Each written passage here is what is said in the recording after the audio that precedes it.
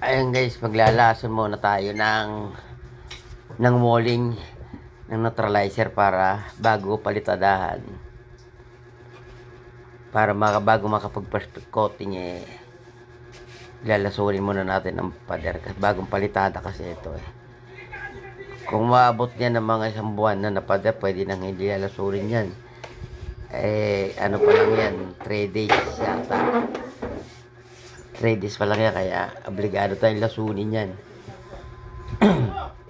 Pagkatapos natin gumawa ng tapos mag-electrical, ayan.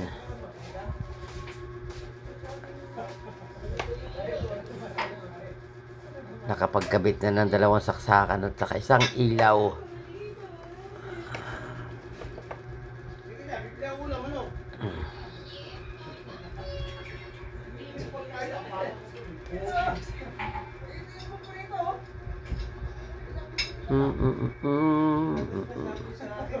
Inuubos ko na lang yan yung ano na yan, yung neutralizer kahit doble.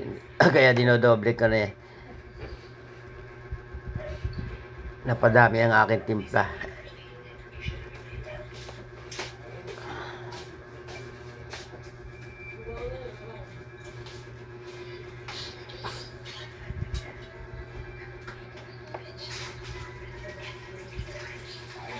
Ayan.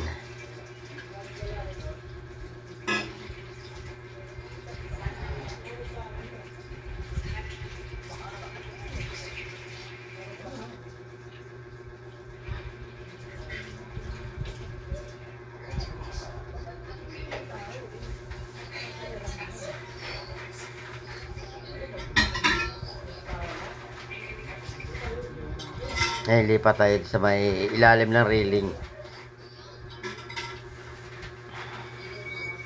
Ayan bagong palitata rin yung ilalim na yan kaya obligado rin niyang lasunin.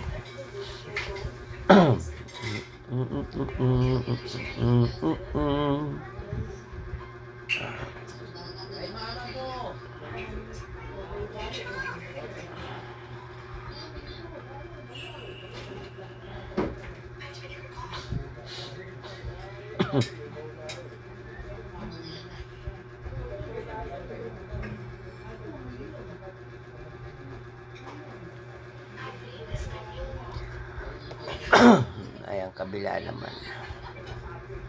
Ayan pa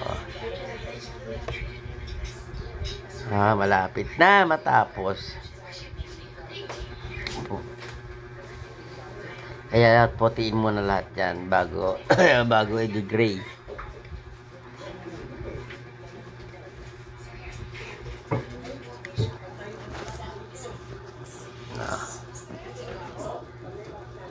Okay guys, malapit na. Okay, thank you for watching.